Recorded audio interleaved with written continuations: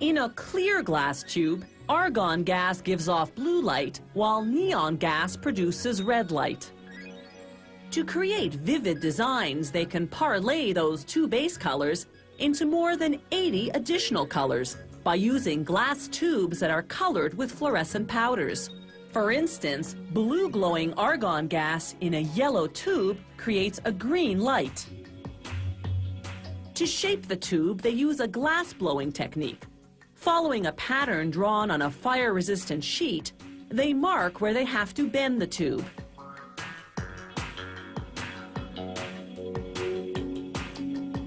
Then they heat each spot on a device called a ribbon burner, whose propane flame is a blazing 650 degrees Celsius.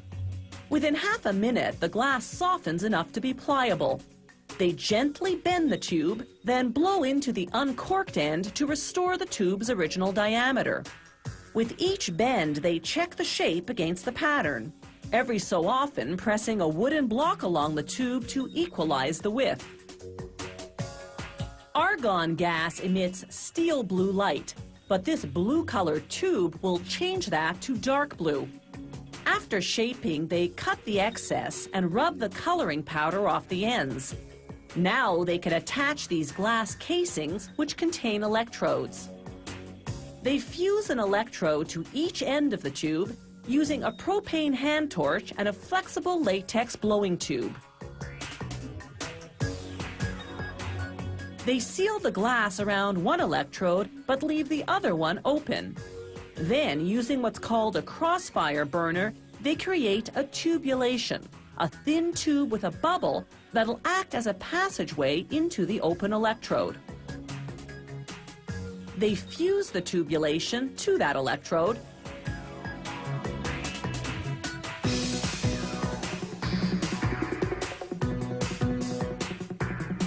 then carefully inject a drop of mercury into the open end of the tubulation. Argon gas needs a touch of mercury to brighten the color it emits. Neon gas doesn't.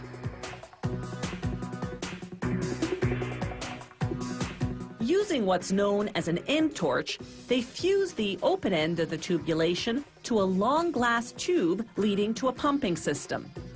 They connect the electrodes to the system, then power it up. The pump vacuums out the air, then injects the gas. The electrical current makes the atoms in the gas glow.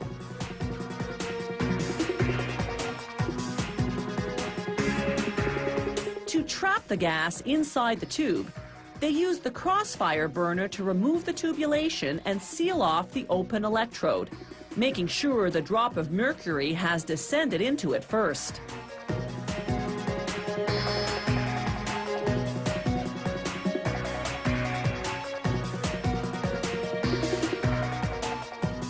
They dip the back of the sign into black paint. This will make the lettering or design stand out. They use a brush to spread the coat evenly and remove the excess. Next, they'll light up the sign at high voltage for a half hour. This will dry the paint and, more importantly, transform the liquid mercury into vapor that spreads throughout the sign. Using transparent clips, they mount the sign onto a black plexiglass background to make it stand out even more.